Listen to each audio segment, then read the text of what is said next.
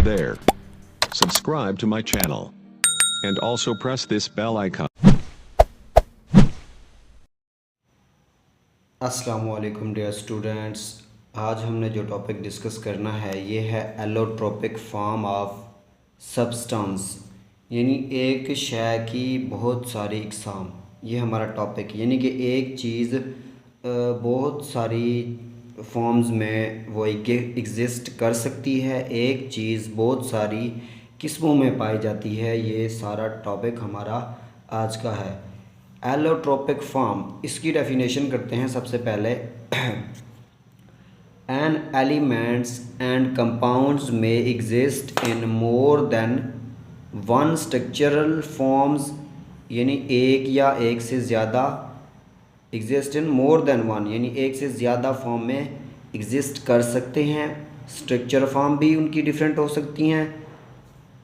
With different physical and chemical properties, यानी उनकी physical properties और केमिकल प्रॉपर्टीज़ भी डिफरेंट होंगी। This form is called allotropic form. अब एक चीज़ है, वो उससे जो आगे चीज़ें बनती हैं, यानी वही चीज़ आगे बहुत सारी फॉर्म में एग्जिस्ट कर रही है, तो हम उस फॉर्म को क्या नाम देंगे? उसकी एलोट्रोपिक फॉर्म। अब इसके बाद है एलोट्रोपी। अब वो फिनोमेना जिसमें एलिमेंट कंपाउंड एक या एक से ज़्यादा फॉर्म में एग्जिस्ट करें, उस अमल को, उस फिनोमेना को हम क्या नाम देते हैं? एलोट्रोपी का। The phenomena in which an element and compound exist in many form is called allotropy. अब आप अगर बुक में देखें, बुक में आपको दिखाता हूँ, बुक मैंने नोट लिया हुआ है। ये इतना सारा टॉपिक है, ये सारा एलोट्रोपिक फॉर्म का।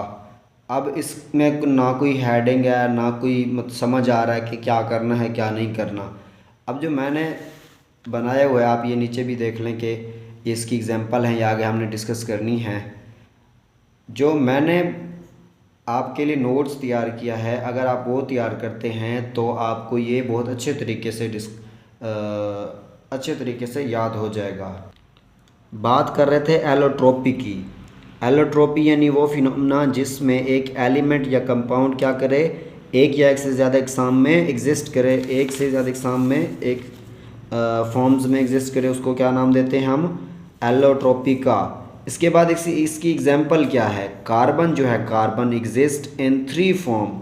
कार्बन 3 फॉर्म में एग्जिस्ट करता है। एक है डायमंड हो सकता है, ग्रेफाइट हो सकता है, या बकमिंस्टर फुलिरीन हो सकता है। ये 3 कार्बन की फॉर्म्स हैं, डायमंड, ग्रेफाइट, बकमिंस्टर, फुलिरीन। ये 3 कार्बन की फॉर्म्स हैं। In these 3 forms carbon has different physical and chemical property. इन तीनों में जो है कार्बन, वो फिज़िकली और केमिकली क्या होगा? डिफरेंट होगा, सेम नहीं होगा, डिफरेंट होगा। अब इसके बाद इसी पैरे में जो मैंने आपको दिखाया है बुक से, इसी पैरे में एक सवाल बनता है, व्हाट इज़ बकमिंस्टर फुलिरीन्स? बकमिंस्टर फुलिरीन्स क्या होता है? अब ये देखें, ये कार्बन की एक एलोट्रोपिक फॉर्म है, कार्बन इसमें मौजूद होगा, यानी ये फॉर्म जो है बकमिंस्टर फुलिरीन्स, ये किससे बना होगा? कार्बन से बना होगा। Buckminsterfullerene is a hexagonal ring of, यानी ये रिंग है, हेक्सागोनल है कार्बन की। इट हैज़ 60 कार्बन, ये 60 कार्बन पर मुश्तमिल होता है।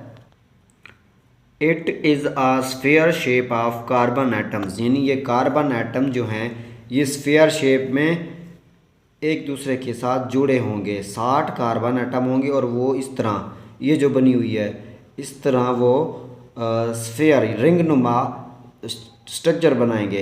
It is soluble in organic solvent, यानी ऑर्गेनिक सॉल्वेंट जो होंगे उनमें ये हल होगा। अब जो आपने शायद पढ़ा हो, जो पोलर होते हैं वो पोलर को हल कर लेते हैं। अब कार्बन पोलर है तो कार्बन से बनने वाली चीज़ भी क्या होगी? ऑर्गेनिक सॉल्वेंट जो होते हैं ये भी पोलर होते हैं। अब उनमें क्या होगा?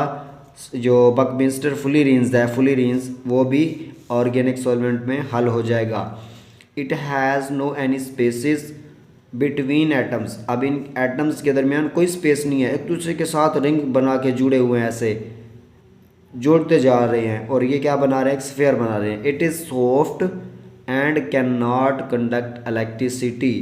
ये क्या होता है, सॉफ्ट होता है और इलेक्ट्रिसिटी को कंडक्ट नहीं करता। ये था बकमिंस्टर फुल्लीरेंस। इसके बाद आप डायग्राम बनाना चाहते तो यूँ बना सकते हैं, आपकी बुक में दिया गया है। ग्रेफाइट है, डायमंड है, बकमिंस्टर फुल्लीरेंस है। तो यही आपने इस टॉपिक में से करना है जो मैंने आपको नोट्स में से बताया है, पढ़ाया है मैंने खुद लिखकर। अब आप अगर बुक में देखें, मैंने जो आपको दिखाया वो एक पैरा बना हुआ है, उसमें से कुछ समझ नहीं आ रही है क्या करना है क्या नहीं करना, तो आपने इतना ही करना है। तो ये था हमारा आज का लेक्चर। मिलते हैं नेक्स्ट लेक्चर में, तब तक के लिए अल्लाह हाफिज़।